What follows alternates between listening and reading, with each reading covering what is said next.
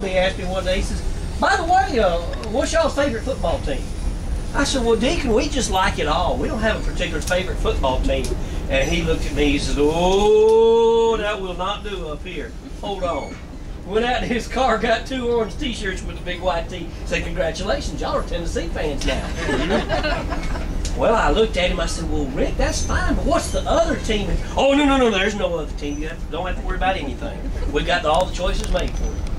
I did find out there was this little college up in Nashville, Vanda something or other.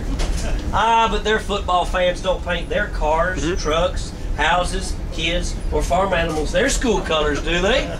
So I figured it was good to be a Tennessee fan. Well, the next Sunday, Deacon Owenby found me again. He says, hey, somebody told me you play the banjo. I said, well, Deacon, I play at it a little bit. He says, well, now, you understand by state law, there's a song that you have to be able to play here in Tennessee. And what's that song? Rocky Top. Rocky Top.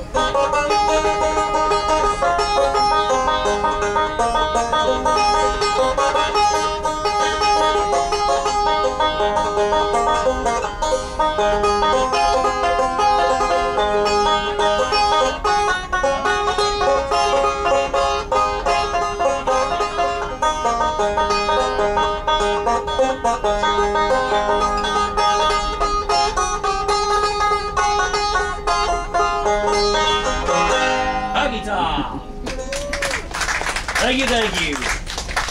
Well, my brother stayed around Birmingham, and he went to that little school. Come ahead. You done closed in selling clothes? No, somebody's back here, I think. Thank you. He went to Auburn, and he got him a degree in accounting at Auburn. Does quite well, works for a big accounting firm there in Birmingham. Well, he called me up one day. He says, brother, I just found something out. He said, I just figured something out. I said, well, that's good. You got a degree in figuring, so you ought to be able to figure stuff out. He said, no. I figured out why Tennessee chose orange as their color. I said, well, you know, I didn't know we needed a reason. He says, oh, it's great for you. That way you can go from the prison to the road crew and the deer camp and the football game, and you never have to change clothes. Well, that kind of worked on me there for a little bit. I called him up the next week and I said, hey, I heard about that big old farm boy down in South Alabama that Auburn recruited. Big old guy, used to toss bales of hay on his daddy's truck.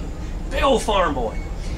I said, yeah, I heard he got kind of bored though. He said, oh really? I said, yeah, he'd go to football practice in the morning, then class, then more practice, then dinner, and then more practice, and go home. Got kind of bored with that, so he took up a hobby. He took up putting jigsaw puzzles together. And he called his daddy up one day so proud. He said, Daddy, I think I set a world record. His daddy said, oh, in football? He said, oh, no. In jigsaw puzzles. And he said, well, how's that, son? He says, I put this great big jigsaw puzzle together, and it only took me 2 weeks. Daddy said, 2 weeks? That don't sound very quick. He said, but Daddy, on the box it said for 3 to 5 years. After that, brother quit calling me with Tennessee jokes.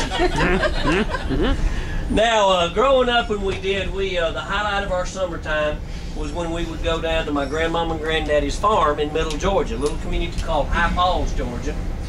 And we'd stay down there for a week. And the highlight of my grandmama's week was getting us ready, all going to church Sunday morning at the old Providence Congregational Methodist Church. Big old